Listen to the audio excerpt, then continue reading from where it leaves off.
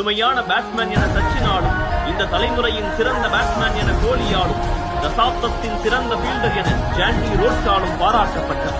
அவர்தான் mister 360 AB de Villiers. 47 சதம், 109 அரை சதத்துடன் 20,014 ரன்கள், அதுவும் 50க்கு மேல் ஆவரேஜ் மற்றும் 100க்கு மேல் ஸ்ட்ரைக் ரேட் வைத்திருப்பது எல்லாம் சாதாரணமான விஷயம் இல்லை. அதிரடியாக விளையாடும் வீரர்களிடம் கன்சிஸ்டன்சி இருக்காது.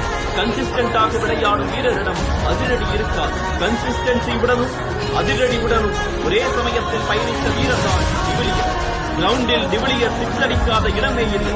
அதனால்தான் ஒரு பேட்ஸ்மேன் ஸ்கொயர் திசையிலோ ரிவர்ஸ் ஸ்வீப்பிலோ பவுண்டரி அடித்தால் டிவிலியர்ஸுடன் ஒப்பிடுகிறோம். கிரிக்கெட் பேட்டிங்கில் புதுமையை புகுத்தியவர்கள் ஒரு சிலர் தான். அதில் நிச்சயம் முதன்மையானவர் 360 ஏபி.